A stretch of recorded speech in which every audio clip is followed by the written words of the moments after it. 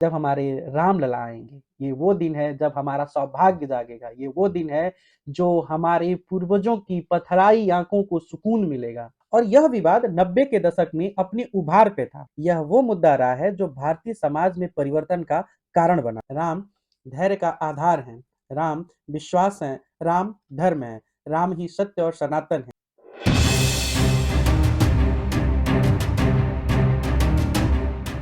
जय श्री राम। राम सिर्फ एक नाम ही नहीं बल्कि भारतीय जनमानस की आत्मा में बसते हैं। राम धैर्य का आधार हैं, राम विश्वास है, राम धर्म है, राम ही सत्य और सनातन है। राम की पहचान भारत से और भारत की पहचान राम से है। अगर हम बात करें न्याय के शासन की तो राम राज्य की बात आती है। 22 जनवरी 2024 ये वो तारीख है जिस दिन भारत में श्री राम जन्मभूमि पर बने राम मंदिर में भगवान श्री राम लला विराजमान होने वाले। 22 जनवरी 2024 ये वो तारीख होने वाली है जो भारत के इतिहास में भारत की राजनीतिक, आर्थिक, सामाजिक दशा और दिशा ही बदलने वाली है। भारतीय इतिहास की तारीख में 22 जनवरी 2024 इतनी भी सरलता से नहीं आया। यह लाखों लोगों का सालों की तपस्या और संघर्ष का परिणाम। राम मंदिर सिर्फ एक राजनीतिक मुद्दा ही नहीं बल्कि भारत की आस्था और सामाजिक मुद्दा भी रहा है। यह वो मुद्दा रहा है जो भारतीय समाज में परिवर्तन का कारण बना। अगर हम इस मुद्दे के इतिहास में झांकें तो यह विवाद सा दिखता है, लेकिन ऐसा है नहीं। राम मंदिर का इतिहास बड़ा ही गौरवशाली और भव्य रहा है। राम मंदिर के इतिहास के बारे में अगर जो हम जाने तो हम इसकी कड़ी जुड़ती है जब भगवान श्री राम इस धरा पर थे। कहते हैं कि यह कौशल नरेश की राजधानी हुआ करती थी और इसके वैभव का बखान महर्षि वाल्मीकि द्वारा लिखित रामायण के बाल कांड में मिलता है, जिसमें बताया गया है कि अयोध्या 12 योजन लंबी और 3 योजन चौड़ी थी। इतना ही नहीं, अयोध्या की सड़कें लंबी, चौड़ी और साफ सुथरी थी। बाजार और तमाम चौक चौराहे बने थे। मंदिरों का बड़ा ही निराला और मनोहर छवि हुआ करती थी। कहते हैं कि भगवान श्री राम जब इस धरा से निकले, यानी कि जल समाधि लिए, तो कुछ समय के लिए अयोध्या वीरान हो गई थी। तो उनके बड़े पुत्र ने अयोध्या का पुनर्जागरण किया और राम जन्मभूमि पर एक बहुत ही विशाल और भव्य राम मंदिर का निर्माण। उसके कालांतर तक सूर्यवंश की 44 पीढ़ियों ने अयोध्या पे शासन किया और अयोध्या उनकी राजधानी रही। अंतिम शासक की मृत्यु महाभारत के युद्ध में हुई थी। उसके बाद अयोध्या धीरे धीरे फिर से उजाड़ हो गई और कहते हैं कि ईसा के 100 वर्ष पूर्व उज्जैन के सम्राट सम्राट विक्रमादित्य ने दोबारा से अयोध्या का गौरव वापस लौटाया जब उन्होंने श्री राम जन्मभूमि पर एक बहुत ही विशाल और भव्य राम मंदिर का निर्माण कराया। इसकी भव्यता इस बात से नापी जा सकती है कि 84 खंभों पर यह मंदिर स्थापित था और इस मंदिर में काले और तरासे हुए पत्थरों का इस्तेमाल किया गया और उसके बाद से कई राजाओं ने इस मंदिर का रख रखाव और जीर्णोद्धार कराया। अभिलेखों और शिलालेखों से ऐसा पता चलता है कि गुप्त वंश के शासक समुद्रगुप्त द्वितीय ने इस मंदिर का जीर्णोद्धार कराया और उनके बाद कालांतर तक गुप्त वंश के शासक और तमाम शासक की ये राजधानी रही। कहा यह जाता है कि ईसा की 11वीं शताब्दी में कन्नौज के राजा हुआ करते थे जयचंद। जयचंद ने विक्रमादित्य द्वारा प्रशिस्त शिलालेख को हटाकर अपना नाम दर्ज कराया। पानीपत के युद्ध में जयचंद की हार हुई और उनकी मृत्यु के बाद मंदिर का पतन शुरू हुआ। कहा यह भी जाता है कि 1525 से लेके 28 तक भारत में मुगल साम्राज्य के संस्थापक बाबर का शासन था। उनके सेनापति हुआ करते थे मीर बाकी, जो बिहार अभियान के दौरान अयोध्या में पहुंचे और अयोध्या के श्री राम मंदिर को ध्वस्त करके अपने शासक को बाबरी मस्जिद का भेंट किया। इसके बारे में एक प्रमाण मिलता है बाबरी नामा में, जहां बताया जाता है कि 1528 में बाबरी मस्जिद के निर्माण का आदेश दिया गया था।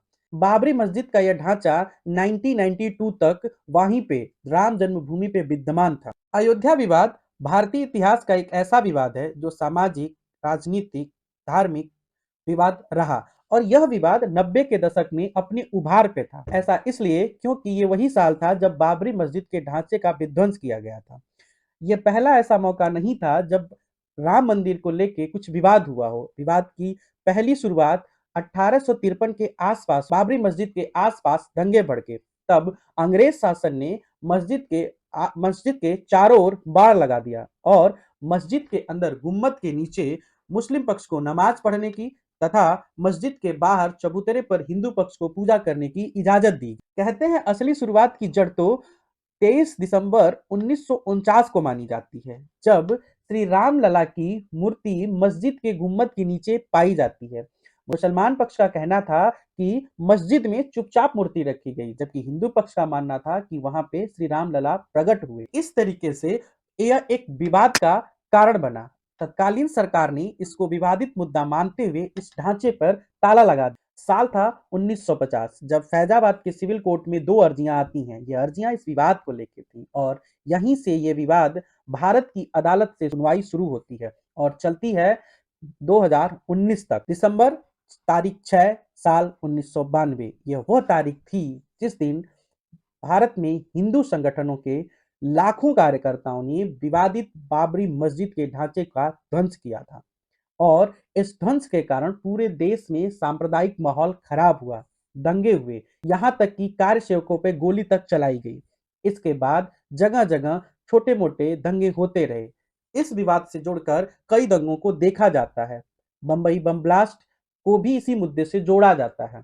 कहा जाता है कि गोधरा टेंट कांड जो 2002 में हुआ था, उसको भी इसी मुद्दे से जोड़ा जाता है, जिसकी वजह से दंगे बढ़ के और लगभग 2000 लोग मारे गए थे और लाखों लोगों को दंगे का दंश झेलना पड़ा। साल आता है 2010, जब इलाहाबाद हाई कोर्ट ने विवादित जमीन का फैसला सुनाया।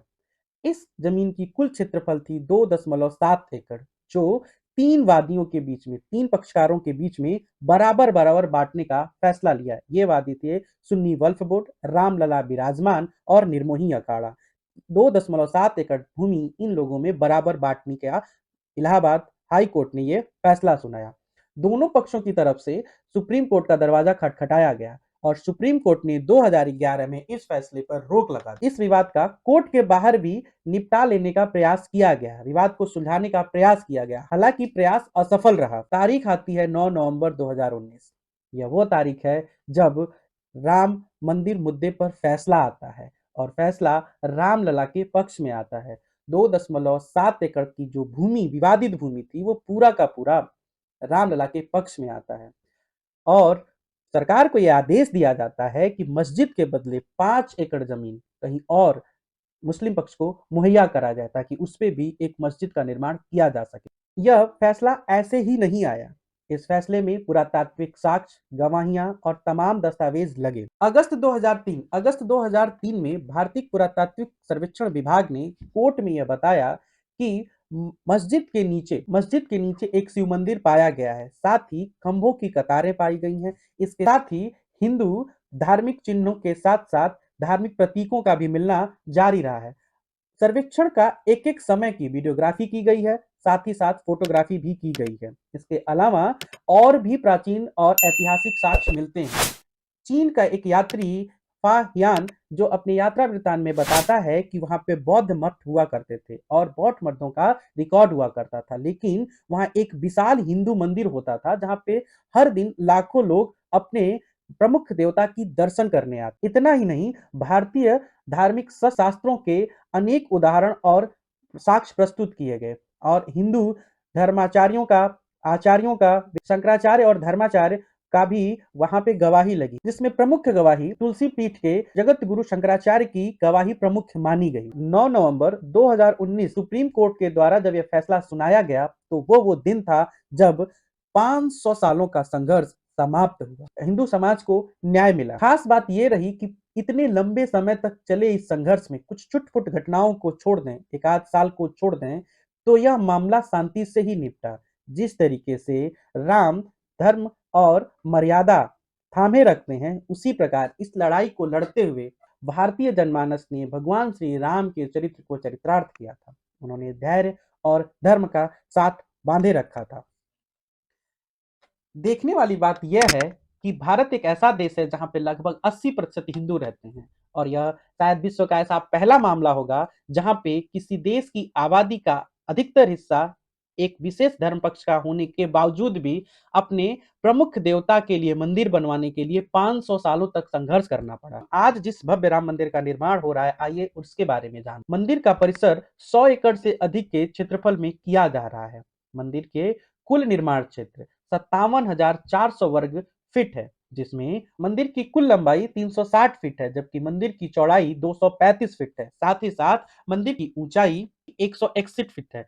मंदिर को 3 मंजिल में बनाया जा रहा है। हर मंजिल की ऊंचाई 20 फीट है। मंदिर के भूतल पर जो खंभे स्थापित किए गए हैं, वो उनकी कुल संख्या 160 है, जबकि प्रथम तल पर खंभों की संख्या 132 और द्वितीय तल पे खंभों की संख्या 74 है। मंदिर के चबूतरों और गुंबदों की बात करें तो यह 5 है। मंदिर को नागर शैली में बनाया जा रहा है। मंदिर के गर्भगृह की डिजाइन इस प्रकार की गई है कि सूर्य की रोशनी सीधा रामलला पे पड़े। मंदिर के गर्भगृह की तरह ही गृह मंडप भी ढका होगा, जबकि नृत्य मंडप, कीर्तन मंडप, रंग मंडप और 2 प्रार्थना मंडप खुले होंगे। मंदिर में भगवान श्री राम की 2 मूर्तियां स्थापित की जाए। एक वो मूल मूर्ति जो 1949 में प्रकट हुई थी, तथा दूसरी मूर्ति जो नेपाल की काली गंडकी नदी से लाए गए शालिग्राम के शिलालेखों से बनाए जाएंगे। एक शिलालेख का वजन 26 टन तथा दूसरे शिलालेख का वजन 14 टन है। इसके साथ ही मंदिर में 2100 किलो का एक घंटा भी लगाया गया है, जो 6 फीट ऊंचा और 5 फीट चौड़ा है। बात करें मंदिर के शिलान्यास की, तो ये वो तारीख थी 5 अगस्त 2020। शिलान्यास का कार्यक्रम भारत के यशस्वी प्रधानमंत्री श्री नरेंद्र मोदी द्वारा किया गया। आधारशिला में प्रधानमंत्री जी द्वारा चांदी की ईंट आधारशिला पर रखी गई, जिसका कुल वजन 40 किलो। इसके साथ ही भारत के कई धार्मिक स्थलों से जल और मिट्टी भी लाए गए, जो भूमि पूजन में उपयोग किए गए थे। त्रिवेणी संगम, गंगा, यमुना, कावेरी, सरस्वती का जल तथा कामाख्या मंदिर से मिट्टी लाई गई। इतना ही नहीं, भारत के विभिन्न हिंदू मंदिरों, जैन मंदिरों और बौद्ध मठों से भी मिट्टी लाई गई। साथ ही साथ पाकिस्तान में स्थित मां शारदा पीठ से भी मिट्टी लाई गई। ऐसा नहीं है कि सिर्फ राम मंदिर का ही भव्य निर्माण किया जा रहा है, अयोध्या धाम का भी चौतरफा विकास किया जा रहा है। बताया ये जा रहा है कि उत्तर प्रदेश सरकार के द्वारा 32,000 करोड़ की परियोजनाओं का शुभारंभ किया गया है। इसके साथ ही सरजू नदी में क्रूज सेवाओं का भी शुभारंभ किया जाएगा। इतना ही नहीं, हाल ही के समय में भारत के यशस्वी प्रधानमंत्री श्री नरेंद्र मोदी जी द्वारा उद्घाटित महर्षि वाल्मीकि अंतर्राष्ट्रीय हवाई अड्डा का भी उद्घाटन किया गया है। साथ ही साथ अयोध्या रेलवे स्टेशन का नवीनीकरण, चौड़ीकरण और लंबाई बढ़ाई जा रही है। इसके साथ ही 5 किलोमीटर का फ्लाईओवर और सड़कों का सुंदरीकरण किया जा रहा है। आपको पता ही होगा कि हर साल दिवाली के समय में उत्तर प्रदेश के यशस्वी मुख्यमंत्री योगी जी द्वारा दीप उत्सव का कार्यक्रम किया जाता है। इतना ही नहीं, भारतीय व्यापारियों द्वारा भी अयोध्या में इन्वेस्टमेंट किया जा रहा है। वहां पे 3 स्टार से लेके 5 स्टार तक होटलों का निर्माण किया जा रहा है। साथ ही साथ धर्मशालाओं का निर्माण किया जा रहा है और विभिन्न प्रकार के व्यापारी वहां पे अपने व्यापार को स्थापित कर रहे हैं, जिससे न सिर्फ अयोध्या बल्कि पूरे उत्तर प्रदेश के विभिन्न जिलों में रोजगार का सृजन होगा। इतना ही नहीं, आदिम काल से कहा जाता है कि मंदिर अर्थव्यवस्था का आधार रहा है। जहां मंदिर होता है, इसके इर्द गिर्द तमाम प्रकार के रोजगार के अवसर उत्पन्न किए जाते हैं। राम मंदिर का डिजाइन सोमपुरा परिवार ने किया है। सोमपुरा परिवार विश्व के 100 से अधिक बड़े हिंदू मंदिरों का डिजाइन निर्माण किया है। 22 जनवरी 2024 ये वो दिन है जब हमारे रामलला आएंगे। ये वो दिन है जब हमारा सौभाग्य जागेगा। ये वो दिन है जो हमारे पूर्वजों की पथराई आंखों को सुकून मिलेगा। हम सौभाग्यशाली महसूस करते हैं कि हम अपने जीवन काल में ये दिन देखें। हिंदू होने के नाते हमारे श्री राम के आगमन पर हमें न सिर्फ हर्ष है, बल्कि विश्वास है कि चिरकाल तक यह मंदिर विश्वास, धर्म और आस्था को जगाए रखे। रामलला तो 22 जनवरी को आ ही गए हैं। आप भी रामलला के दर्शन करने अयोध्या जरूर जाइएगा। जय श्री राम।